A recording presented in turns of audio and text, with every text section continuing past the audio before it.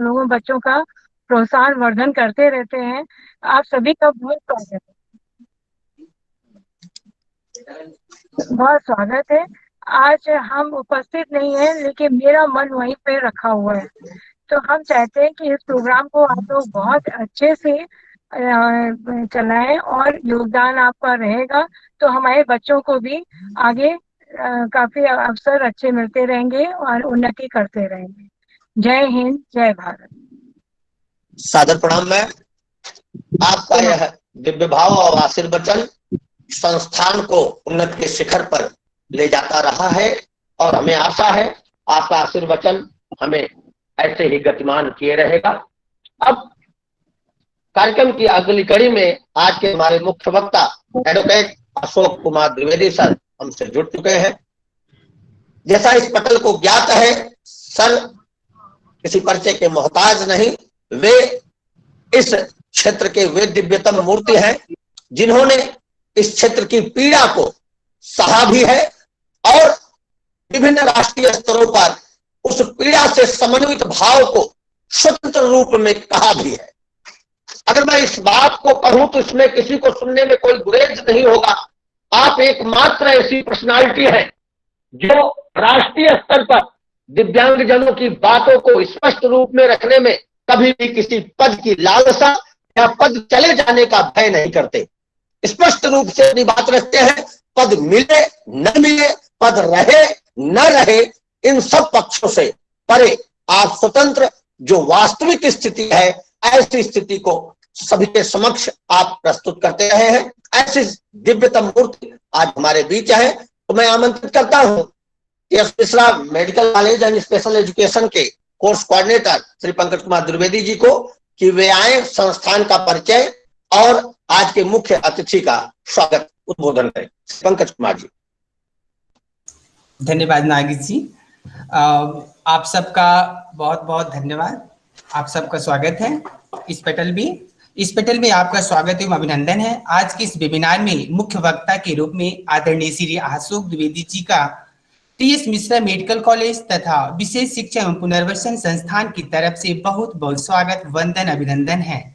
आदरणीय संस्थान विगत 35 वर्षों से दिव्यांग जनों के उत्थान हेतु डॉक्टर शकुंतला मिश्रा सेवा समिति के रूप में अपनी सेवाएं प्रदान करती आ रहे हैं, जिसमें भिन्न भिन्न प्रकार के जन जागरूकता कार्यक्रम, राष्ट्रीय स्तर के खेल प्रतियोगिताएं एवं स्वास्थ्य से संबंधित विभिन्न कार्यक्रमों का आयोजन करती है।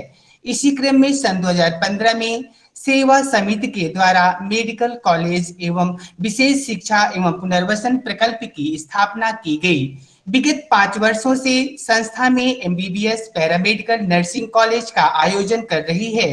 हजारों छात्र अध्ययनरत हैं।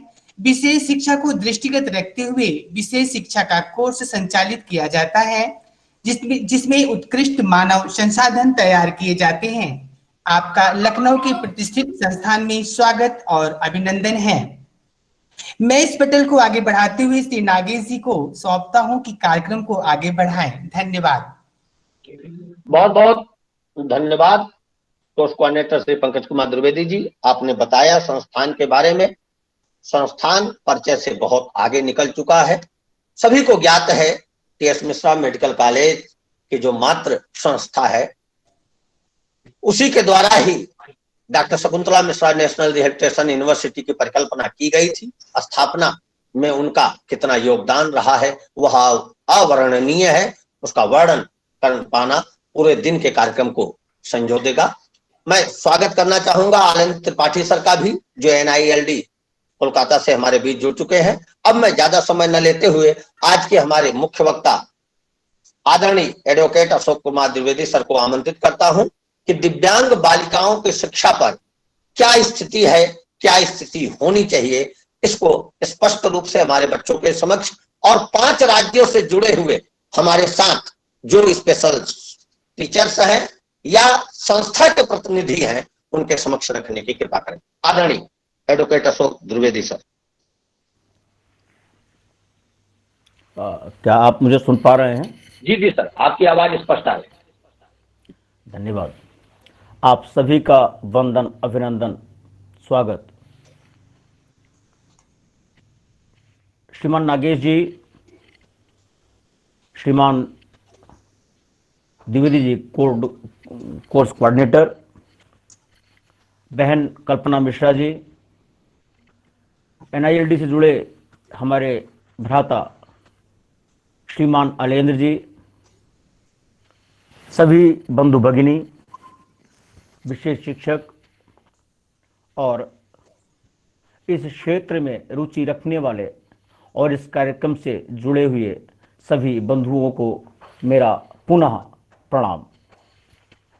अपनी बात को शुरू करूं इसके पूर्व मेरी आदत में रहा है, और इसलिए कि जननी जन्मभूमिश्च स्वर्गात् विगरीयसी, इस भारत माता को प्रणाम करता हूं और इस निवेदन के साथ कि आप सभी मेरे साथ एक बार भारत माता का जय घोष करेंगे। भारत माता की जय। जय भारत माता की जय। मां भारती की गोद में एक नहीं अनेकों विभूतियां जन्मी। सबने कुछ न कुछ ऐसा किया जिससे दिव्यांगजन के प्रति जो विभेद हो रहा है वर्तमान में या मुगल काल आंग्ल काल में, सबने उसे मिटाने का प्रयास किया। हम भारत में रहने वाले लोग जब हम भारत कहते हैं तो हमारे सामने वह अखंड भारत की परिकल्पना आती है। वह अखंड भारत जिसका स्वरूप भगवान श्री राम ने राम राज्य के स्थापना के रूप में करना चाहा और किया भी। उस कृष्णकाल को हम देखें या राम राज्य को देखें, दिव्यांगजन कहीं भी पीछे नहीं थे, कोई विभेद नहीं था। वह चाहे आप अष्टावक्र की शिक्षा दीक्षा को लेकर देख लें, चाहे गार्गी को देख लें, चाहे विद्योत्मा को देख लें, कहीं भी पीछे नहीं था। आखिर ये विसंगति कहां से आ गई?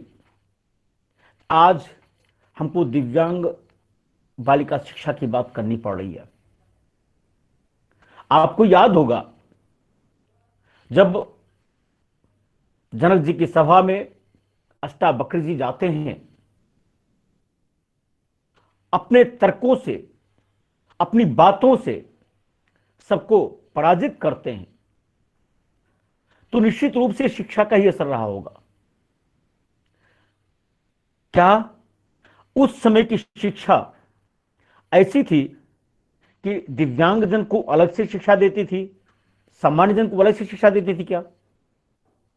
जहां तक हमने अध्ययन किया, परिकल्पना किया, पाया कि वैदिक संस्कृति में, सनातन संस्कृति में, भारतीय संस्कृति में कहीं भी विलगाव की स्थिति नहीं थी। कहा जाता है कि शेर और बकरी एक घाट पानी पीते थे। यह इस बात को परिलक्षित करता है कि सब में कितना मैत्री भाव था। और यह सिर्फ मैत्री भाव को नहीं परिलक्षित करता, बल्कि यह उस भाव को परिलक्षित करता है, वो चाहे शिक्षा के क्षेत्र हो, चाहे सामाजिक क्षेत्र हो, चाहे आर्थिक क्षेत्र हो, सब एक साथ थे। मुझे याद है, अभी आपने जिस विद्यालय की बात करी, डॉक्टर सतीश मिश्रा जी भाई साहब हाई कोर्ट में प्रैक्टिस करते थे, अब तो सुप्रीम कोर्ट और अब राज्यसभा सदस्य भी। जब मैं प्रैक्टिस में आया तो उसके पहले श्रीमान गोपाल नारायण मिश्रा जी लखनऊ में मिले थे, और डॉक्टर सतीश जी भाई साहब और गोपाल नारायण मिश्रा जी बाद में फिर समझी के रिश्ते में भी आ गए। श्रीमान गोपाल जी ने मेरा पंजीकरण करवाया था बार काउंसिल ऑफ यूपी में प्रैक्टिस करने के लिए, एडवोकेट के लिए, इसलिए मैं उन्हें नहीं भूल सकता। और फिर जब उन्हें नहीं भूल सकता तो कल्पना बहन जी को भूलने का तो कोई सवाल ही नहीं होता। कल्पना बहन जी जो कल्पना से परे हो, उसको साकार करने की जो कुवत रखती हैं, ऐसी कल्पना बहन जी और डॉक्टर सतीश जी भाई साहब की देन है कि आज डॉक्टर शकुंतला मिश्रा राष्ट्रीय पुनर्वास विश्वविद्यालय के रूप में कार्य कर रहा है और भाई साहब के जो विचार हैं उनके अनुसार विद्यालय आगे बढ़ने का कार्य कर रहा है। शिक्षा वह महत्वपूर्ण पहलू है जो विलगाओं की स्थिति को ही नहीं बल्कि समस्त बाधाओं को समाप्त करते हुए संस्कृति उन्नयन और व्यक्ति के उन्नयन का माध्यम है। शिक्षा से मेरा तात्पर्य सिर्फ किताबी शिक्षा से नहीं है, वह शिक्षा ही किस काम की जो समाज और राष्ट्र के कार्य ना आ सके। इसलिए मेरा विचार कुछ अलग रहता है। आपको याद होगा जब भारत आजाद हुआ था 1947 में, 1948 में सार्वभौम मानवाधिकार घोषणा पत्र आया था और उसके बाद जिसमें शिक्षा को यह कहा गया था कि शिक्षा मानवाधिकार है, मूलभूत अधिकार से भी ऊपर प्रकृति प्रदत्त अधिकार जो होते हैं, गरिमा में जीवन जीने के लिए जो अधिकार होते हैं वे प्रकृति प्रदत्त अधिकार ही ह्यूमन राइट होते हैं, मानवाधिकार होते हैं और मानवाधिकारों से बड़ा कोई भी अधिकार नहीं। इसलिए उसी को बेस करते हुए जब भारत ने universal declaration of human rights 1948 पर 1978-79 में स्वयं को सिग्नेटरी बनाया तो उसमें इस बात का उल्लेख भी किया कि यद्यपि हमारे भारतीय संविधान में जितना इसमें कहा गया वह सब कुछ है, परंतु इसके इतर भी यदि ऐसा कुछ है तो हम उसको फॉलो करेंगे। और वह शुभ घड़ी भी आई जब आज माननीय उच्चतम न्यायालय, माननीय उच्च न्यायालय और यहां तक कि सरकारें भी उसकी दृष्टि में ही काम कर रही हैं। एक वातावरण बदला है, मानव समाज उस तरफ मुखरित हुआ है। जहां तक शिक्षा की बात है, शिक्षा बालिका या बाल में कोई अंतर नहीं करता है। अगर हम जनरल प्रोसेस एक्ट की बात करें तो जो परिभाषा दी जाती है किसी भी कानून में वह पर्सन की बात की जाती है, उसमें स्त्री पुरुष की बात नहीं की जाती है। अगर वो जेंडर बेस्ड ना हो तो पर्सन महिला को भी शामिल करता है और पुरुष को भी शामिल करता है। परंतु समाज में ऐसी विसंगति पैदा हुई, कुछ लोगों के द्वारा ऐसी विसंगति पैदा की गई कि आज समाज को कुछ विशेष करने के लिए, आगे बढ़ाने के लिए, क्योंकि डायरेक्टिव पॉलिसीज हमको यही बोलती है, निर्देशक तत्व हमको यही बताते हैं, जो समाज का वंचित वर्ग है, जो समाज का पिछड़ा वर्ग है, जो पीड़ित है, उसको कल्याणकारी राज्य की स्थापना की जो नींव है उसकी दृष्टि में आगे बढ़ाना है। उसी दृष्टि से आप देखेंगे तो आरपीडब्ल्यूडी एक्ट 2016 आया। इसके पूर्व में हम जाएं तो 1995 का एक्ट भी था। आप देखेंगे मेंटल हेल्थ एक्ट था। आप देखेंगे नेशनल ट्रस्ट एक्ट बना। आप ये भी देखेंगे rehabilitation council of India act बना। आप ये भी देखेंगे जो लैंड लॉज बनी, वो चाहे उत्तर प्रदेश की भूमि विधि हो, चाहे वो वित्तीय विधि हो, हर जगह दिव्यांग जन को विभेदित नहीं किया गया। परंतु ये विभेद आखिर आया फिर कहां से? निश्चित रूप से जो विजन होता है ना, वह कहीं ना कहीं बाधित हुआ और प्रत्येक व्यक्ति ने अपने अपने अनुसार उनकी क्रियाविधि को उनको भांपते हुए और तब विभेदित करना शुरू किया, जिसका परिणाम यह हुआ कि आज शिक्षा के क्षेत्र में भी हम महिलाओं की ही बात नहीं करेंगे, बच्चियों की ही बात नहीं करेंगे, बल्कि दिव्यांग बच्चियों की ही बात करेंगे। विभेदित किया गया। आप सोचिए, अगर हमारी वैदिक संस्कृति में विभेद होता तो क्या गार्गी सामने आ पाती, क्या विद्वत्मा सामने आ पाती? शायद ना आ पाती। इसीलिए हमारे दिव्यांगजन को, हमारी दिव्यांग बहनों को शिक्षा मिले, और शिक्षा मिले ही नहीं बल्कि शिक्षा का चयन उनकी इच्छा के अनुसार हो। इस भाव को लेते हुए आरपीडब्ल्यूडी एक्ट 2016 आया। आप जब उसका प्रियम्बल पढ़ते हैं, 2-4 लाइनों में ही ऊपर जब एक्ट शुरू होता है तो उसका उद्देश्य लिखा होता है, किस उद्देश्य से यह अधिनियम आ रहा है। साफ साफ लिखा है कि हम स्वयं चयन कर सकते हैं, हम जहां भी चाहें, जो भी हम चाहें, लेकिन ये चाहे असीमित नहीं है, विधिक दायरे में है। इसलिए जो चुनाव होता है यहां भी लागू है, वो भी सुविधा के अनुसार। आज आप देखें, धरातल पर आकर देखें तो अगर हम एनजीओ को किनारे करके देखें, स्वैच्छिक संगठनों को किनारे करके देखें, तो ऐसे संस्थानों की संख्या नगण्य है जो दिव्यांगजन को जो योग्यतम शिक्षा है उसको प्रदान करते हो।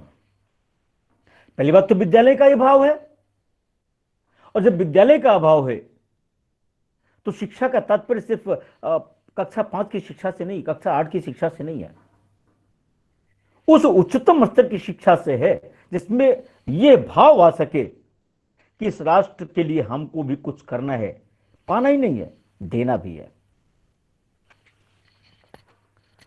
आरपीडब्ल्यूडी एक्ट पर हम चर्चा करें इसके पहले एक उदाहरण देते हैं, और वो उदाहरण वास्तविक है, लेकिन मैं उन पात्रों का नाम नहीं लूंगा क्योंकि किसी न किसी विधि से बंधा हुआ हूं।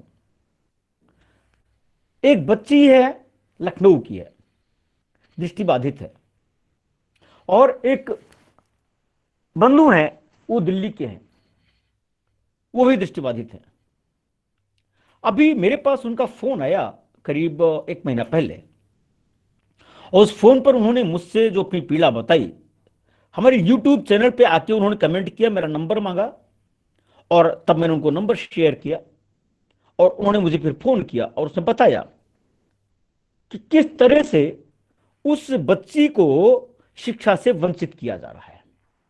उसका शायद सेकेंड ईयर कंप्लीट हो गया है, 3rd ईयर की बात थी, और उस 3rd ईयर में जब उसकी शिक्षा शुरू होनी है उसके पहले ही उस बच्ची के मां बाप ने मना कर दिया, नहीं तुमको नहीं जाना है दिल्ली पढ़ने के लिए। उस बच्चे का क्या इंटरेस्ट है मुझे नहीं मालूम, लेकिन जितनी देर उसने मुझसे बात किया लगा कि उसके विचार दूषित नहीं है।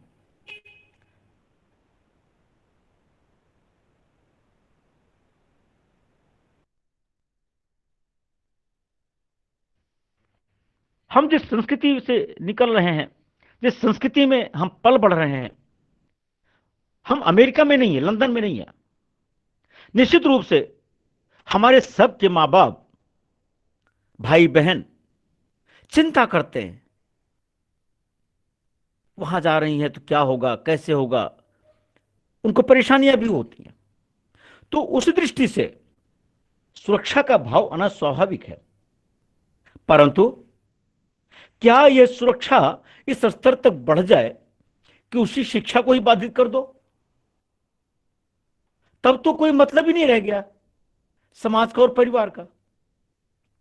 माना कि हो सकता है उस बच्चे से, जो वो पुरुष बच्चा है और ये जो महिला बच्ची है, हो सकता है कुछ ऐसे भाव हो, माँ बाप को इसे समझ में आ रहे हों, परंतु प्रत्येक स्थान पर सहयोग करना या सेवा करना क्या यही इंगित करता है कि इन दोनों के अवैध संबंध हैं या शारीरिक संबंध होने की ओर बढ़ रहे हैं? हमें लगता है हमें कुछ सोचना पड़ेगा, अपने विचारों को बदलना पड़ेगा। आज की बच्चियां भी उतनी ही तेज हैं जितना हम आप हैं। एक बात यहां पर उनके मां बाप रास्ता निकाल सकते थे कि ठीक है, हम चल रहे हैं तुम्हारे साथ, तुम्हारा एग्जाम दिलवाएंगे, तुम्हारी पढ़ाई कराएंगे, फिर उसके बाद आ जाएंगे।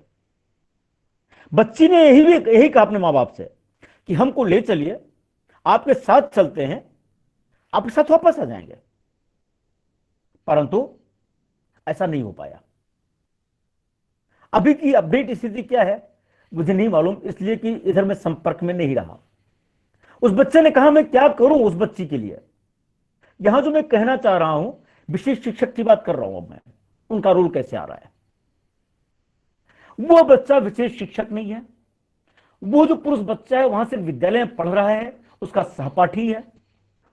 वह इतनी चिंता कर रहा है अपने सहपाठी के लिए कि उसकी शिक्षा दीक्षा रुके नहीं, उसका कैरियर और बन जाए, यह उसके मन में है।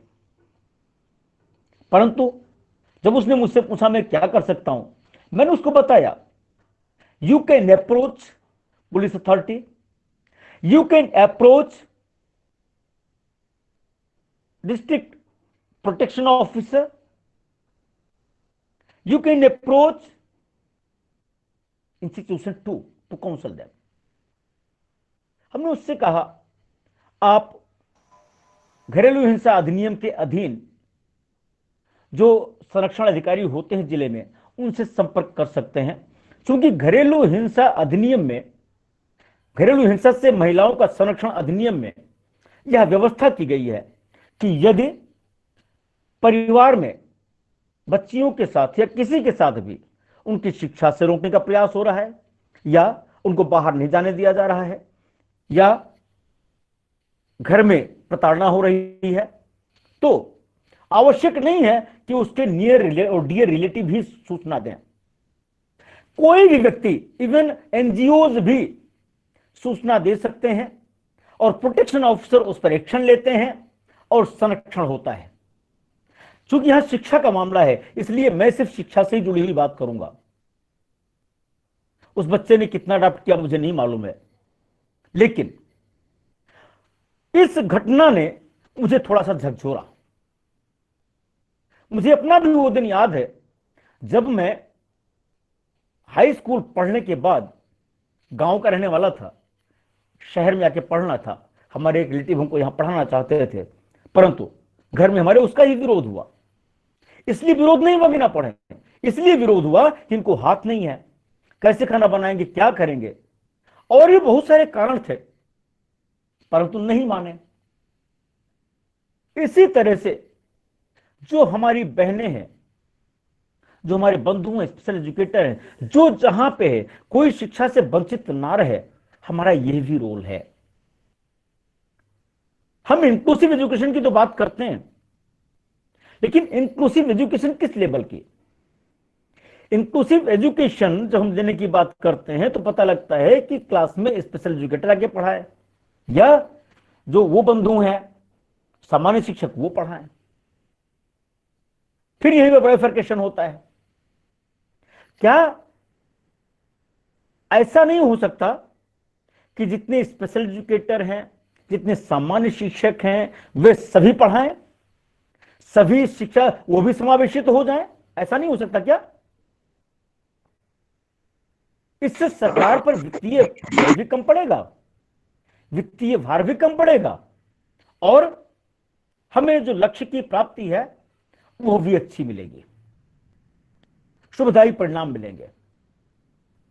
आरपीडब्ल्यूडी एक्ट की हम जब बात करते हैं तो इसकी सेक्शन 16 सीधे सीधे बोलती है कि ड्यूटीज ऑफ इंस्टीट्यूशंस,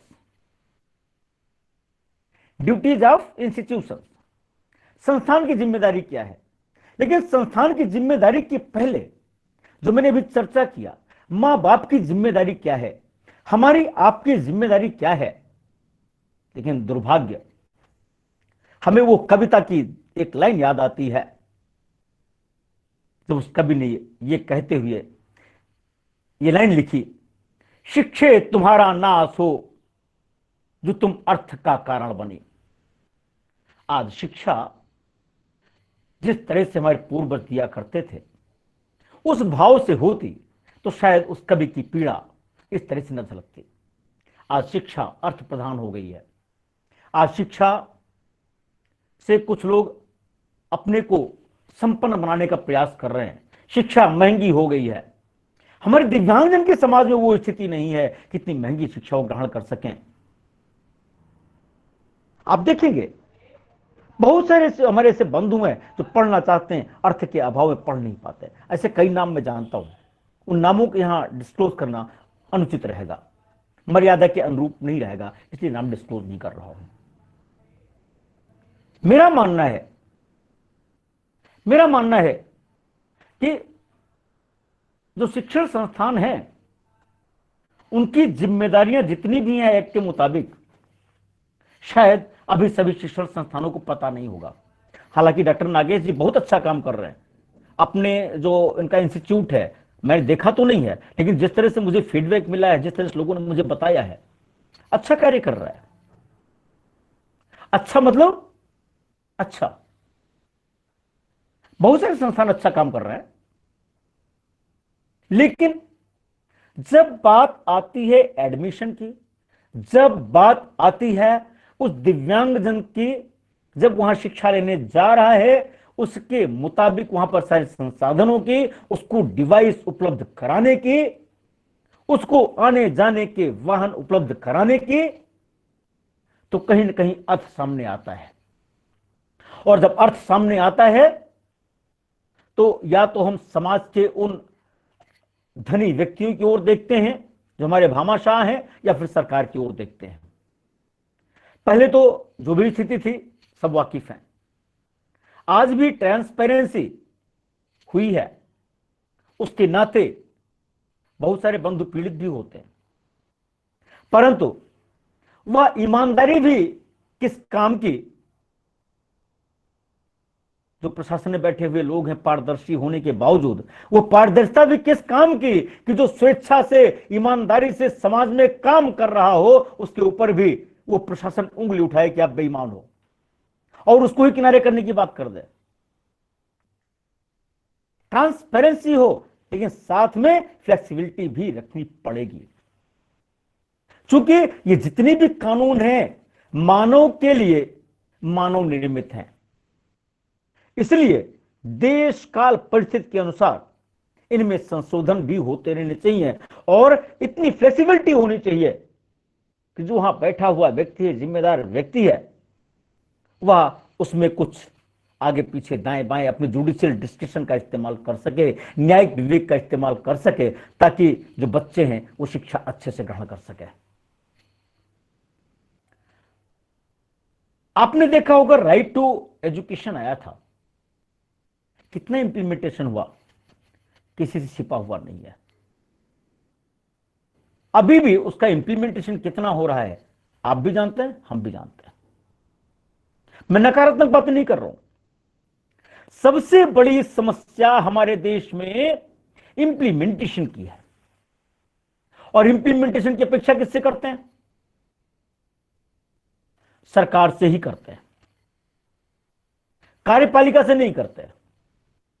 जबकि कार्यपालिका, विधायिका, न्यायपालिका सारे अलग अलग हैं, लेकिन जुड़े हुए हैं।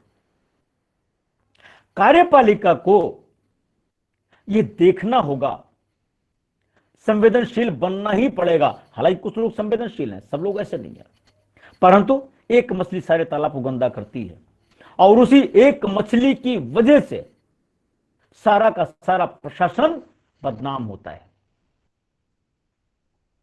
आपने कई घटनाएं सुनी होंगी, जब महिला शिक्षा की बात आती है, फीमेल चाइल्ड की शिक्षा की बात आती है, हायर एजुकेशन में जाते हैं या 8वीं 10वीं 11वीं 12वीं BA MA में जाते हैं, तो उनके प्रोफेसर्स की दृष्टि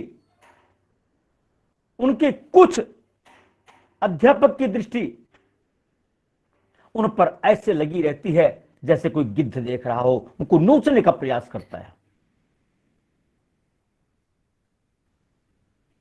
पटना बिहार की तो बात आपने सुनी थी, बड़ा फेमस केस था वो। कुछ ऐसे कलंकित करने वाले जो व्यक्ति हैं, उनको शिक्षण संस्थानों को चिन्हित करना होगा। क्योंकि एक कारण यह भी है कि जो मां बाप अपने दिव्यांग बच्चों को या सामान्य बच्चों को विद्यालय भेजने से कतराते हैं, क्योंकि जो दिव्यांग बच्चा होता है उसके साथ शोषण की घटनाएं ज्यादा होती हैं। अभी मैं विश्वविद्यालय का नाम नहीं लूंगा, संस्थानों का नाम नहीं लूंगा, लेकिन जो स्थिति बन रही है हमें उस पर भी नजर रखनी पड़ेगी, ताकि हम इन सब बातों को देख सके और जो दिव्यांगजन शिक्षा की बात है उसको हम आगे बढ़ा सकें। सेक्शन 16, सेक्शन 17 आरपीडब्ल्यूडी एक्ट का कैंपस तक को वेरीफाई करने की बात करता है, डिवाइसेस देने की बात करता है। सेक्शन 17 सीधे बोलता है स्पेसिफिक मेजर्स अडॉप्ट किए जाएंगे, परंतु आज भी अभी यह दूर की कौड़ी है, अभी भी यह दूर की कौड़ी है। और इस दूर की कौड़ी ने कहीं ना कहीं हमारे दिव्यांगजन को शिक्षा पाने के अधिकार से कुछ हद तक वंचित भी किया है। हमें चिंता करनी पड़ेगी, सबको अपने अपने मन मस्तिष्क को साफ करना पड़ेगा। यही नहीं, इसी के साथ साथ जो समाज के बंधु हैं, जब वो दृष्टिबाधित बच्चियां सड़क से निकलती हैं तो उनके यौवन को देखकर कुछ लोगों को लाल टपकती है। शायद वे भूल जाते हैं कि यो भी ऐसे हो सकते थे। मैं एक आपको घटना सुनाता हूं। एक केस मेरे पास आया था घरेलू हिंसा का, और उसमें मेरे एक मित्र थे आकाशवाणी के, कहीं उन्होंने देख लिया उस महिला को, हमसे कुछ बातें किया, उन्होंने मिलना चाहता, मैं कहा आइए, बिल्कुल मिले, स्वागत है आपका, आइए आइए आइए। संजोग था जिस दिन उसका केस लगा था वो आ गए, और वो महिला वहां से रोते हुए मेरे पास आई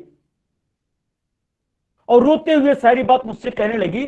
वो बगल आकर बैठे हुए थे, मैंने कहा भाई इनका एक लिस्ट बना दो, और वो सिर नीचा किए हुए उसकी लिस्ट बनाने लगे। बाद में जब वो मुझसे फिर आकाशवाणी कैंपस में मिले तो कहते हैं यार अशोक, रियली मान गया, जब मेरे मन में इतने कुत्सित विचार थे और मैं उसको देख करके जिस भाव से गया था उस भाव से मेरा जो कुभाव था वो भाव में परिवर्तित हो गया, स्वभाव में परिवर्तित हो गया। रियली सब लोगों को ऐसे सोचना पड़ेगा। तो जरा सा उस स्थान पर अपने को खड़ा करके देखिए, काश वो जो दृष्टिबाधित बच्ची है या दिव्यांग बच्ची है आपके घर की होती, उसे अपनी बेटी मानते, उस दृष्टि से उसको शिक्षा दिलवाते। बहुत सारे लोग हैं, आप यकीन नहीं करेंगे, ऐसी घटनाएं भी अखबारों में पढ़ने सुनने में आई हैं। प्रशासन ने क्या किया मुझे नहीं मालूम है। वो बच्चियां मानसिक मंदिर, उनके आर्गन्स बेचे जा रहे, उनके पार्ट निकाल के बेचे जा रहे, उनका यौन शोषण हो रहा। ऐसे में चाहे हम हो चाहे आप हो, कौन अपनी बच्ची को शिक्षा के क्षेत्र में भेजना चाहेगा? क्योंकि सुरक्षा सबसे बड़ी चीज है, सुरक्षा।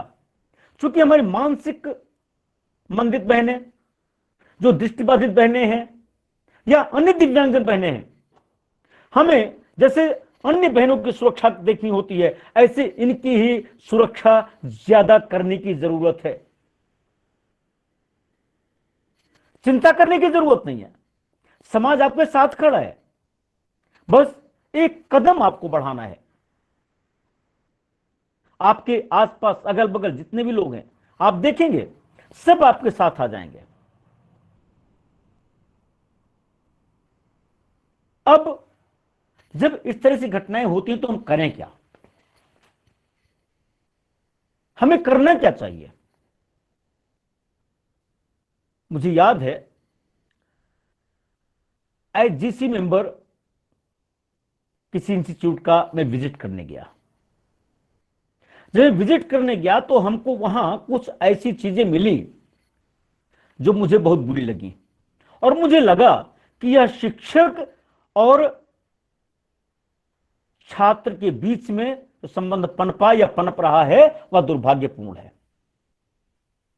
रात में मैं करीब वहां पहुंचा था 7-8 बजे।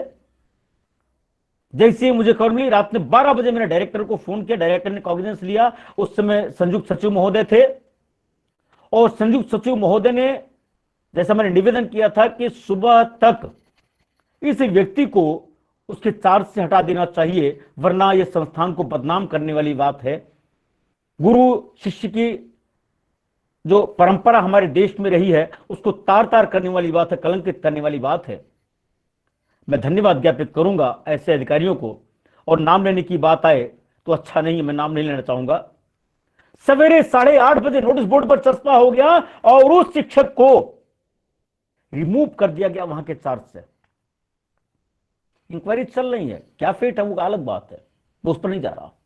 एविडेंसेस दिए मैंने, सीसीटीवी फुटेज दिए हमने।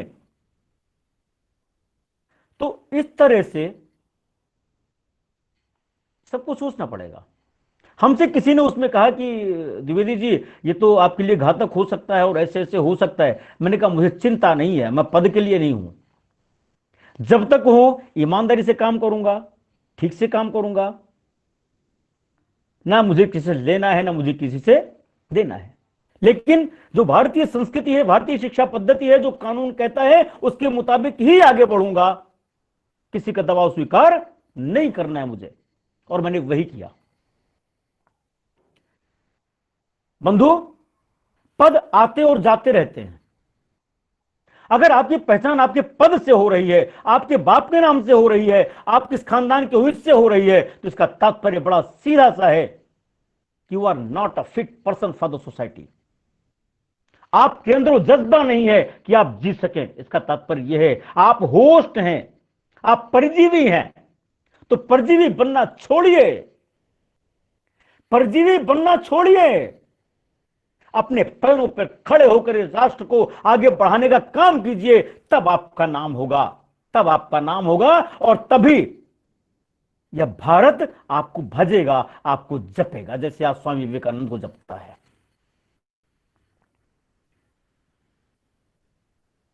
हमें क्या करना फिर ऐसा? शिक्षा के क्षेत्र में भी अगर विभेद हो रहा है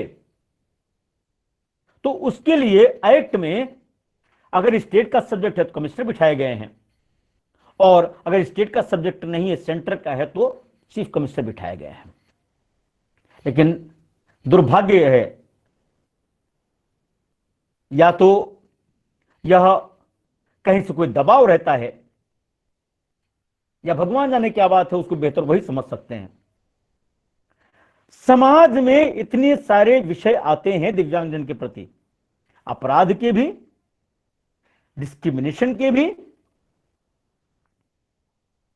परंतु क्या कारण है कि जो कमिश्नर की कोर्ट्स हैं, चीफ कमिश्नर की कोर्ट्स हैं, बहुत कम मामलों में ही स्वतः संज्ञान लेती हैं?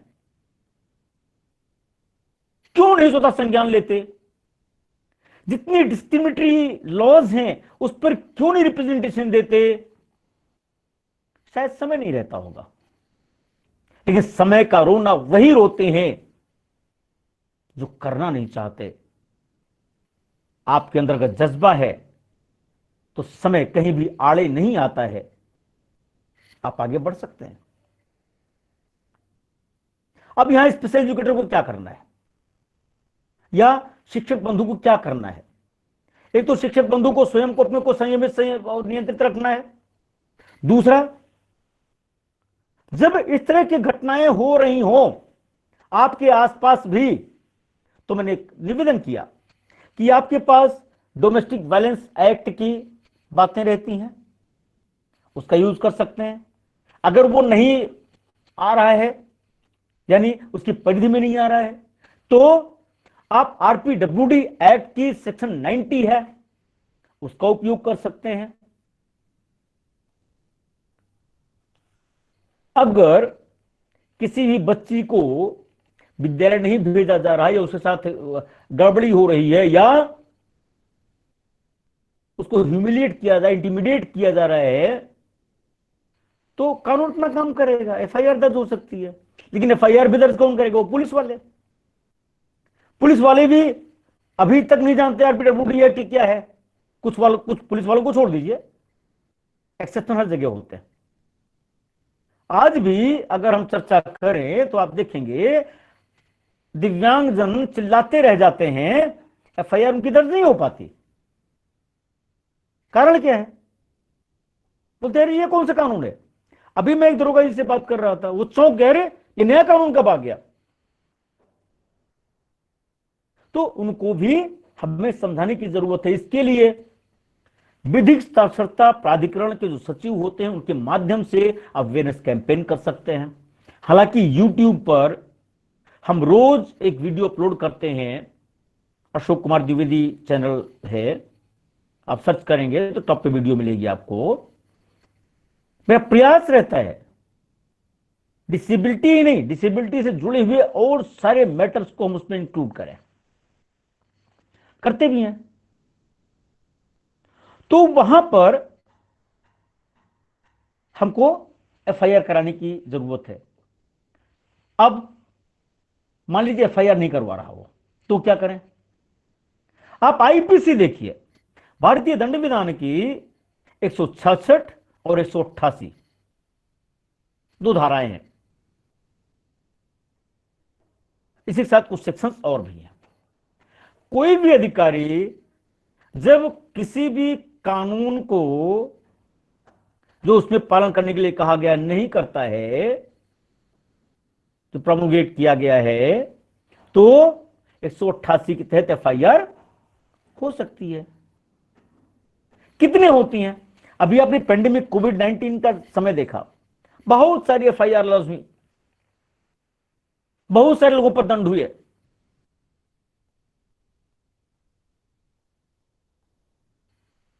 हमको भी दिव्यांग जन के क्षेत्र में हम कार्य कर रहे हैं, दिव्यांग जन के जो कानून है उसका वो पदाधिकारी, वह अधिकारी, वह कर्मचारी अगर पालन नहीं कर रहा है तो क्या हम उसका इस्तेमाल कर सकते हैं? सेक्शन का 188 का इस्तेमाल कर सकते हैं क्या? आरपीडब्ल्यूडी एक्ट के सेक्शन 92 के साथ 188 का हम इस्तेमाल बखूबी कर सकते हैं। आप देखेंगे इसके फलदायक परिणाम आएंगे। रामचरितमानस का एक दोहा है, भगवान राम जाते हैं समुद्र के किनारे प्रार्थना करते हैं, समुद्र नहीं मानता, तो वहीं पर गोस्वामी तुलसीदास जी लिखते हैं, विनय न मानते जलाधिजड़ गए 3 दिन बीत, लक्ष्मण बाण सराहिए भय बिनु होय न प्रीत। बिल्कुल यही हालत दिव्यांग जन की शिक्षा के लिए, जो बालिकाओं की शिक्षा है, उसके लिए भी हमको आपको अडॉप्ट करनी पड़ेगी। मुझे याद है एक संस्थान में एक दिव्यांग बच्ची को एडमिशन कराने की बात आई थी और उस संस्थान ने यह कह के मना कर दिया कि भाई साहब ये एक तो दृष्टिबाधित बच्ची है, हम इसका एडमिशन नहीं कर पाएंगे, कल कोई घटना होगी जिम्मेदार कौन होगा? तो हमने उनको सिर्फ 2 लाइन बोली थी। हमने कहा देखो भाई, ये आरपीडब्ल्यूडी एक्ट है, इसमें ये प्रोविजन दी हुई है, आप नहीं एडमिशन कराते हो हमें कोई दिक्कत नहीं है, लेकिन आप सोच लेना कि जब मैं आगे प्रोसीड करूंगा तो आप मत कहना कि अशोक जी आपने ये क्या कर दिया। हमारी आपकी दोस्ती बरकरार रहेगी, लेकिन जहां पे दिव्यांगजन के हितों की बात आएगी वहां हम आपकी इस दोस्ती को किनारे करके हमारे दिव्यांगजन का हित सर्वोपरि होगा, हम उसकी दृष्टि में आगे बढ़ेंगे। लेकिन इसके लिए भी हिम्मत चाहिए, इसके लिए भी त्याग करने का जज्बा होना चाहिए। हमें क्या है, हम पति पत्नी, एक बच्चा है, अरबपति होने का सपना नहीं देखता, सड़क पे तब भी चला, सड़क पे अब भी चलूंगा, तो हमें इसकी चिंता नहीं होती है। और आपको फिर निवेदन करूंगा कि यदि आपको दिव्यांगजन के हितार्थ सच्ची सेवा में लगना है तो आपको संघर्ष का रास्ता चुनना ही पड़ेगा। और वह संघर्ष आपको अपने से, आपको अपने परिवार से, आपको समाज से, आपको अधिकारियों से, सबसे करना पड़ेगा संघर्ष। तब जाकर के आप दिव्यांगजन के हितों की बात कर पाएंगे। अन्यथा कहीं ना कहीं आपकी चूड़ी दबी हुई होगी और आपको कहा, अच्छा अच्छा तुम ग्रांट लेते हो, संस्था चलाते हो ना, ठीक है, एक इंक्वायरी सेटअप कराता हूं तुम्हारे खिलाफ। और तब आप बड़े आराम से नाक कान बंद करके बैठ जाएंगे, जो हो रहा है होने दो, मुंह दो वाक कतो कुछ नहीं। अगर हम इस कैटेगरी के हैं कि मुंह दो आंख कतों को छुना ही, तो फिर बेहतर है ऐसी दिखावटी सेवा से सन्यासी ले लीजिए। और अगर आपको सेवा करनी है तो आइए, आइए हमारे साथ आइए और जुड़िए समाज के उत्थान के लिए, जिसमें दिव्यांगजन, सामान्यजन, जैसा मैंने पहले कहा कि बाघ और बकरी राम राज्य में एक साथ पानी पीते थे, घाट पर पानी पीते थे, ऐसे ही एक घाट पर पानी पीना पड़ेगा।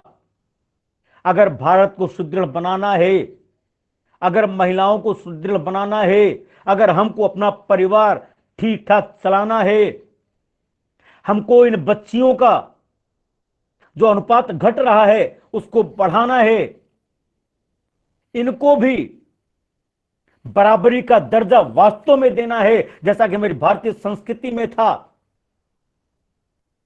तो मुझे लगता है हमको, आपको सबको आगे आना पड़ेगा इस मुहिम में। और सुरक्षा की जो बात है, मैं बड़ा साफ कहूं यहां पे, यद्यपि सरकारें बहुत कुछ करती हैं, लेकिन सरकार के कारकुन जो हैं, अगर वो उसी भाव से सामने आ जाएं तो मुझे लगता है कोई दिक्कत नहीं रह जाएगी। और फिर हम आप सब मिलकर के एक नया भारत, एक नया राष्ट्र बना पाएंगे। नई शिक्षा नीति जो आई है वह अपने में कुछ इन्हीं भावों को समेटे हुए है। चैप्टर 6 है, इसका प्रियम्बल है, और 14-16 जरा पढ़ेंगे आप देखेंगे एज अ होल। जब आप पढ़ेंगे तो उसमें देखेंगे स्पेशल एजुकेटर, जो विशेष शिक्षक अपने को कहते हैं, उनका भी एक स्वर्णिम भविष्य, स्वर्णिम काल आने वाला है।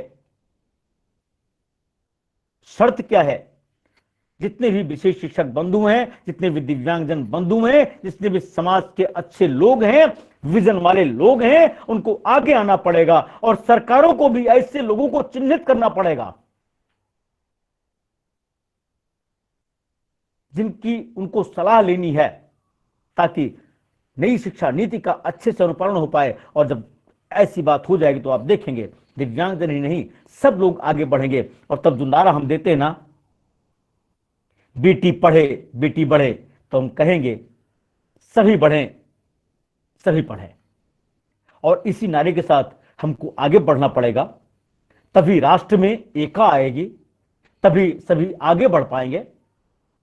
और तभी जिस समाज की हम बात कर रहे हैं, जिस दिव्यांग बालिका, जिस दिव्यांग शिक्षक की बात कर रहे हैं, जिस दिव्यांग शिक्षा की बात कर रहे हैं, जिस दिव्यांग शिक्षार्थी की बात कर रहे हैं, तभी वो आगे बढ़ पाएंगे। और ये जो समाज है ना, जो कुछ तथाकथित एसी में बैठने वाले लोग हैं ना, स्वयं को अधिकारी कहते हैं ना, वास्तव में वो समाज सेवक हैं।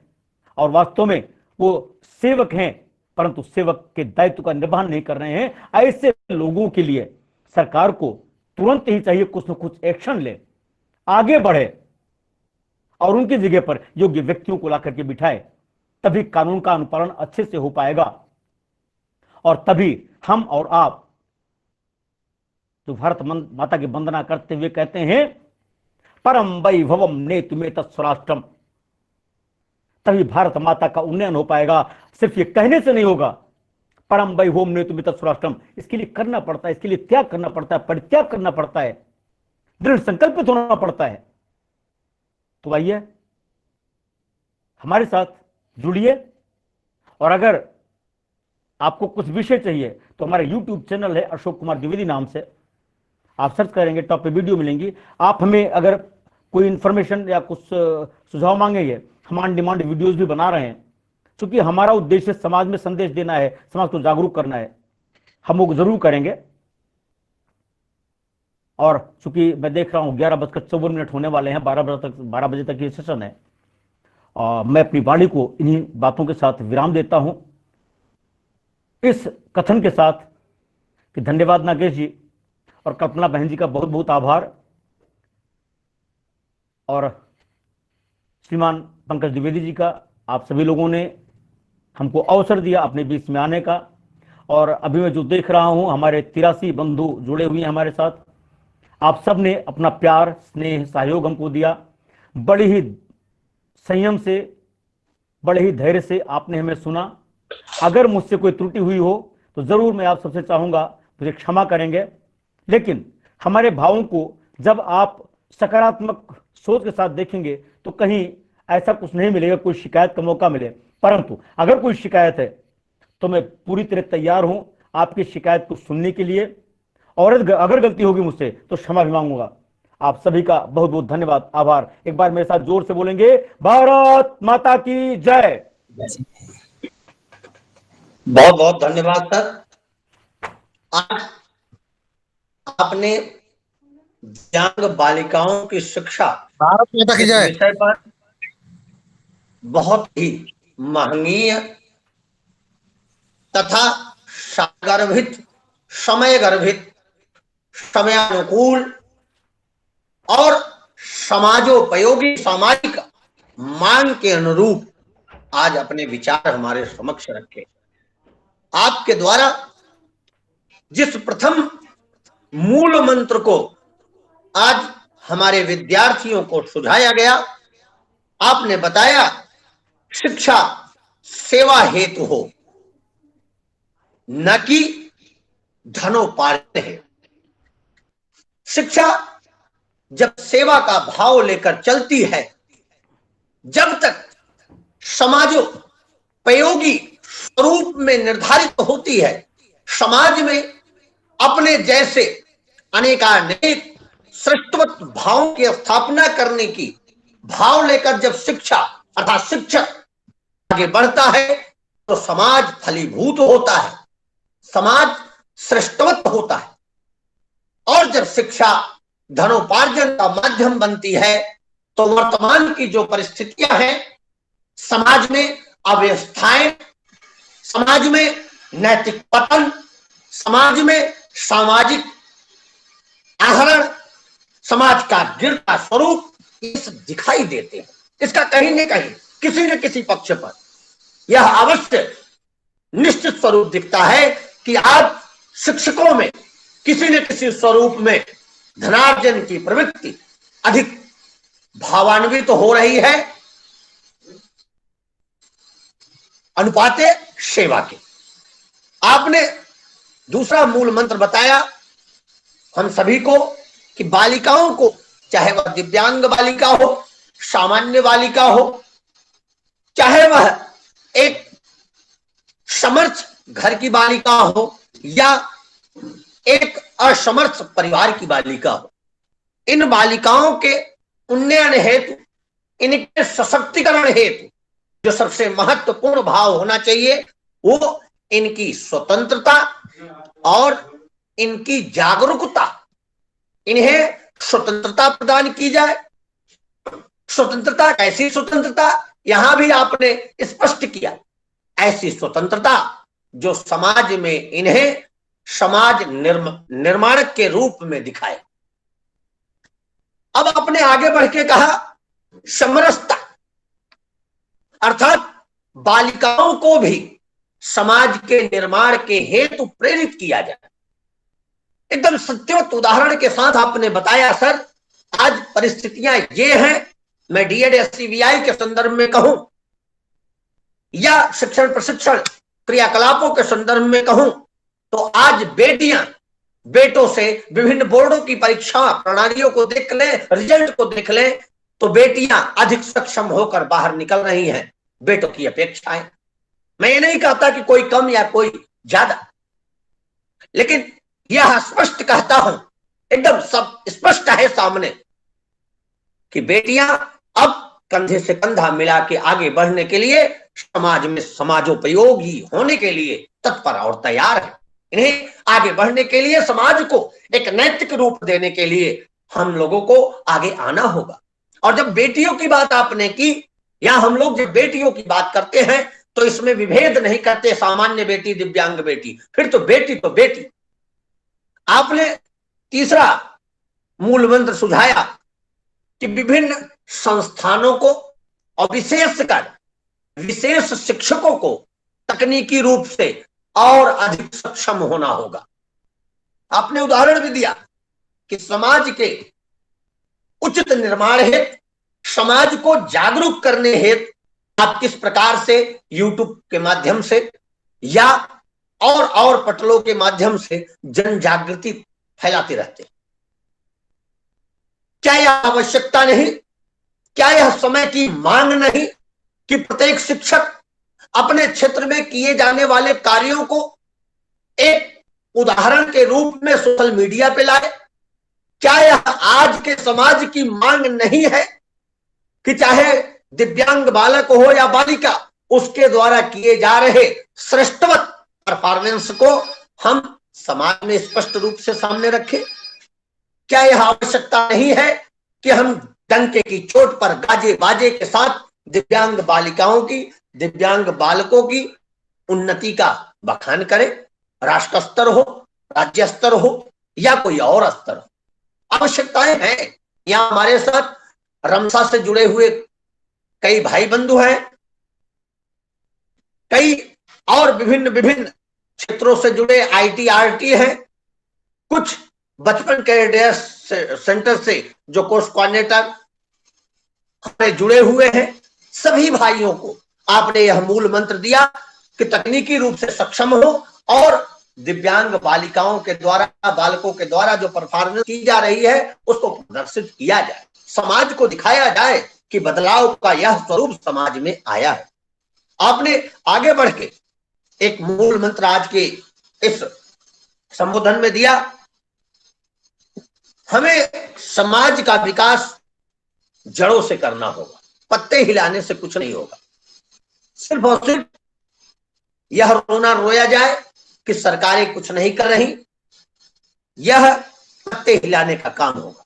हमें अपने से प्रारंभ करना होगा, उसमें विभिन्न प्रकार की सरकारों के द्वारा क्या सहयोग मिलने चाहिए और क्या सहयोग नहीं मिल रहा है, इसका भी डंके की चोट पर, जैसे आपने कहा वैसे गाजे बाजे के साथ भी कहना होगा कि ये अभ्यास कराए जा रहे हैं, ये योगदान दिए जा रहे हैं, इसमें अगर सरकारें मदद करें तो इसको और आगे बढ़ाया जा सकता है। सीसीपीडी और सीपीडी के बारे में आपने कहा कि इतने कठिन से कठिन और हृदय विदारक घटनाएं दिव्यांग बालिकाओं के संदर्भ में, दिव्यांग जनों के संदर्भ में, महिलाओं के संदर्भ में, पुरुषों के संदर्भ में या बालक बालिकाओं के संदर्भ में शिक्षण से संबंधित, सामाजिक गतिविधि से संबंधित, शोषण से संबंधित मामले आते हैं। सीसीपीडी या सीपीडी समय का रोना रोकन या समय की अनुपलब्धता कह के उस पर अपना स्वध्यान केंद्रण नहीं करते, उन्हें करना होगा। और उसके करने के लिए हमारे दिव्यांग समाज को उन्हें विवश करना होगा। इतना अधिक हम सक्षम हो कि जिस तरीके से सामान्य कोई घटना घटती है तो उसे सोशल मीडिया पर ट्रेंड कर दिया जाता है, उसी तरीके से दिव्यांग बालक या बालिकाओं के साथ भी कोई शोषणित व्यवस्था, अगर कोई शोषणित घटना घटती है तो उसे भी सोशल मीडिया के द्वारा इतना अधिक प्रसारित कर दिया जाए कि मजबूरी में सीसीपीडी हो, सीपीडी हो या कोई प्रशासनिक अधिकारी कर्मचारी हो, उन्हें उस पे संज्ञान लेना ही पड़े। आपने अगले मूल मंत्र के रूप में बताया कि समाज को अभी और जागरूक करने की आवश्यकता है। समाज में नित्य नवीन जागृति विभिन्न विभिन्न पक्षों पर फैलाई जा रही है, लेकिन दिव्यांग जनों के उन्नयन के लिए अभी यह आंकड़ा 10% से 15% से अधिक नहीं है।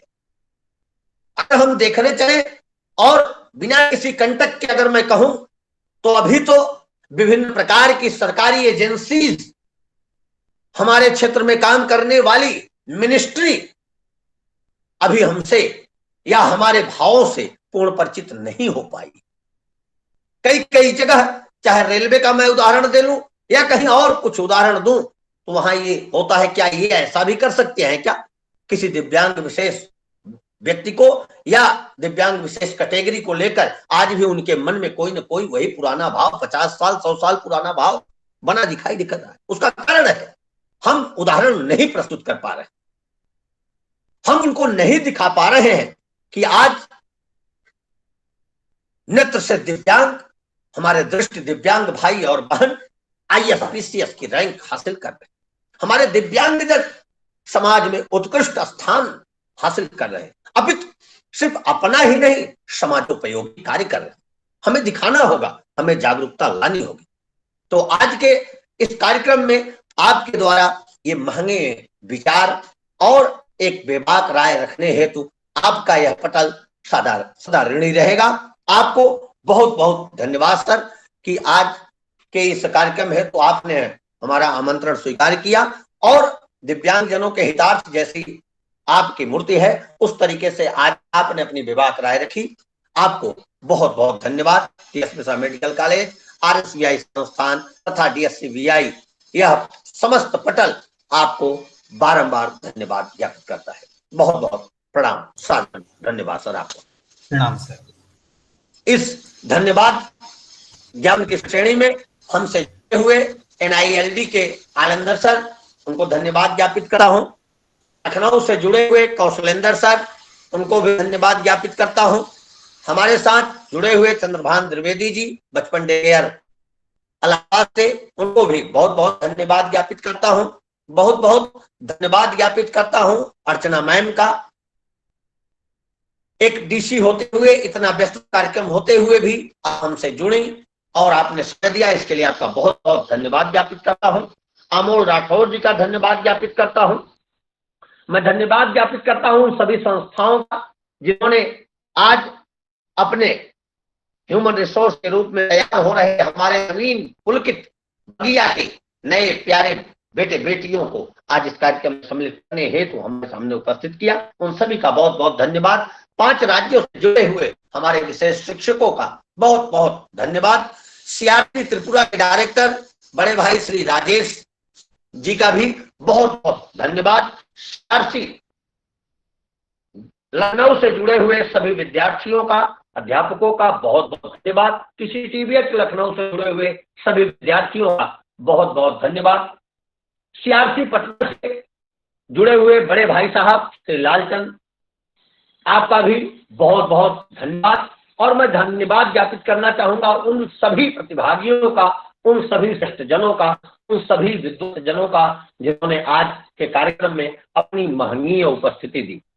और अंतिम में मैं अपने परिवार के उन प्यारे प्यारे नन्हे मुन्ने सभी प्यारे बेटियों को, DSCVI के छोटे छोटे नन्हे मुन्ने प्यारे बेटे बेटियों को भी धन्यवाद ज्ञापित करना चाहूंगा जिन्होंने आज यहाँ सीखा। और मुझे यह पूर्ण विश्वास है कि वे समाज में जाकर इन भावों को और अधिक ऊर्जा के साथ और अधिक शक्ति के साथ प्रसारित करने का काम करेंगे। सभी को बहुत बहुत धन्यवाद। आप सभी लेट कर सकते हैं। सभी को सादर प्रणाम।